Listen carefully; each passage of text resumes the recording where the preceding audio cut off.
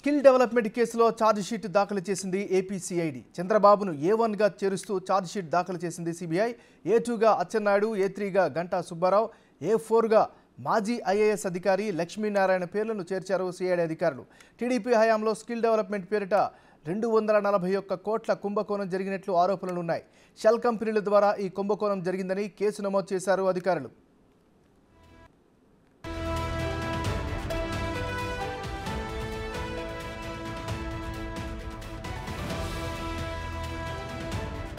ఈ కేసులో సిఐడి అధికారులు చంద్రబాబుపై పలు సెక్షన్ల కింద కేసు నమోదు చేసి అరెస్ట్ చేశారు.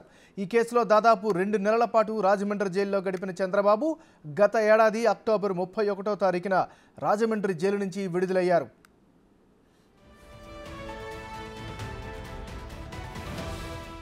బులెటిన్లో మనం బ్రేకింగ్ న్యూస్ చూస్తున్నాం. స్కిల్ డెవలప్మెంట్ కేసులో ఛార్జ్ షీట్ దాఖలు చేసింది ఆంధ్రప్రదేశ్ సిఐడి. ఇక ఇదే అంశానికి సంబంధించి మరింత తాజా సమాచారం అందించేందుకు మా రిపోర్టర్ శివ లైవ్లో సిద్ధంగా ఉన్నారు. శివ, చెప్పండి, తాజా పరిణామాలని ఎలా అర్థం చేసుకోవాలి? మీ దగ్గర ఉన్న అప్డేట్స్ ఏంటి?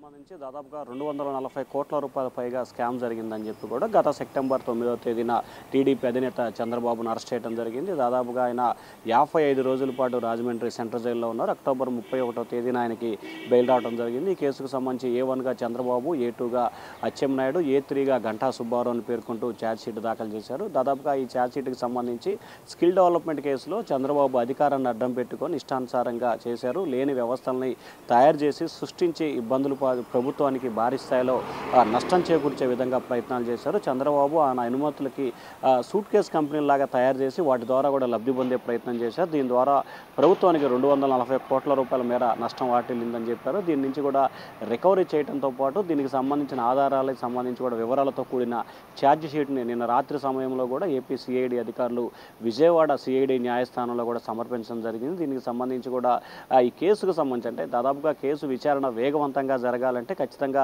ఛార్జ్ షీట్ వేయాల్సి ఉంటుంది. సో ఈ కేసుకు సంబంధించి ఛార్జ్ షీట్ దాఖలు చేశారు కాబట్టి ఖచ్చితంగా కేసుకు సంబంధించి విచారణ ప్రారంభం కావటం వెంటనే దీనికి సంబంధించిన విచారణ కూడా పూర్తి జరిగి తీర్పు వెలువడే అవకాశం అయితే కనిపిస్తుంది. ప్రస్తుతం ఆంధ్రప్రదేశ్లో ఎన్నికల సీజన్ కొనసాగుతున్న సమయంలో కూడా ఇటువంటి టైంలో ఏపీసీఐడి అధికారులు వరుసగా ఏదైతే చంద్రబాబుపై నమోదైన కేసులకు సంబంధించి కూడా ఛార్జ్ షీట్ దాఖలు చేయడంతో ఆంధ్రప్రదేశ్ రాజకీయాల్లో ఒక పెనుడు సంచలనంగా మారిపోయే పరిస్థితి కనిపిస్తుంది. ఎందుకంటే ఎన్నికల సమయంలో సిఐడి అధికారులు ఛార్జ్ షీట్ దాఖలు చేయడం అంటే ఇది ఖచ్చితంగా అధికార పక్షానికి ఒక ఆయుధంలాగా మారే అవకాశాలు అయితే కనిపిస్తున్నాయి. ఎందుకంటే కేసు నమోదు చేయడం, అరెస్ట్ చేయడం అనేది సర్వసాధారణమైన అంశం. ఎవరినైనా చేయొచ్చు. అంటే ఒక ఆరోపణ వచ్చినప్పుడు ఖచ్చితంగా కేసు నమోదు చేసి అరెస్ట్ చేస్తారు. కానీ ఛార్జ్ షీట్ దాఖలు చేసిన పరిణామాన్ని చూసుకుంటే ఖచ్చితంగా దీంట్లో చంద్రబాబు పాత్ర ఉందనే అనుమానం అయితే ఖచ్చితంగా కలిగే అవకాశం కనిపిస్తాం. సో ఈ నేపథ్యంలోనే ఛార్జ్ షీట్ దాఖలు చేయడంతో కూడా తెలుగుదేశం పార్టీకి ఈ అంశం కొంత వ్యతిరేకత ప్రభావం చూపే అవకాశాలు అయితే కనిపిస్తున్నాయి. మనకి దీనికి సంబంధించి టీడీపీ ఏ విధంగా ముందుకెళ్ళబోతుంది, ఎటువంటి కౌంటర్ దాఖలు చేయబోతుందనే ఉత్కంఠ అయితే కొనసాగుతూ ఉంది నాగరాజు. ఇక మీరు అన్నట్టుగా ఎన్నికల సీజన్లోకి వచ్చేసింది కాబట్టి ఇది పొలిటికల్గా ఎలాంటి టర్న్ తీసుకునే అవకాశం ఉంది? మరి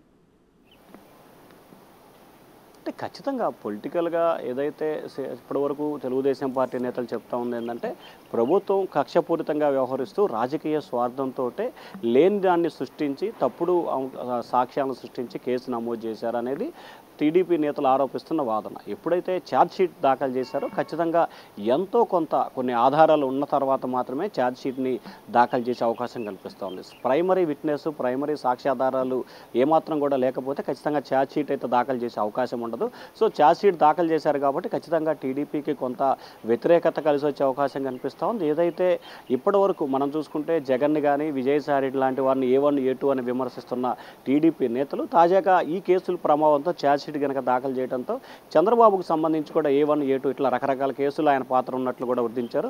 సో కౌంటర్గా ఏదైతే రాజకీయ ఎన్నికల నేపథ్యంలో ఒకరిపై ఒకరు విమర్శలు ప్రతి విమర్శలు చేసుకోవడానికి ఖచ్చితంగా ఇది వైసీపీకి ఒక ఆయుధంలాగా మారే అవకాశం అయితే కనిపిస్తోంది. బట్ టీడీపీ దీనికి సంబంధించి న్యాయస్థానంలో ఏ విధంగా ఎదుర్కోబోతుంది, కేసుకు సంబంధించి దీంట్లో చంద్రబాబు పాత్ర ఉందని చెప్పి సిఐడి రుజువు చేస్తుందా, లేదా చంద్రబాబుని రాజకీయ కక్షపూర్యంగా ఇరికించారని చెప్పి కేసును కొట్టివేసేందుకు టీడీపీ న్యాయవాదులు కృషి చేస్తారా అనేది సంబంధించి మాత్రం ఖచ్చితంగా కొన్ని రోజుల్లోనే స్పష్టత వచ్చే అవకాశాలు అయితే కనిపిస్తూ ఉన్నాయి Nagaraju. Right, thank you Shiva.